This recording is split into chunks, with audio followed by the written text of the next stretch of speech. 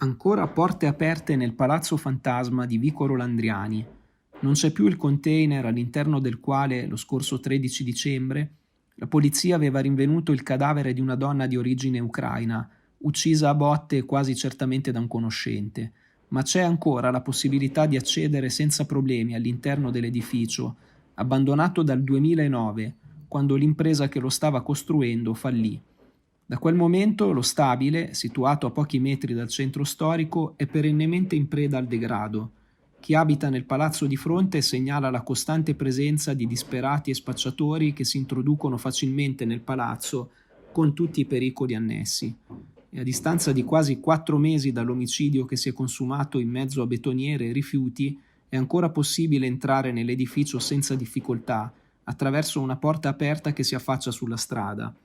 Ancora per poco, però. Il sindaco di Busto Arsizio, Emanuele Antonelli, ha infatti assicurato che al massimo all'inizio della prossima settimana tutti gli accessi saranno ermeticamente murati.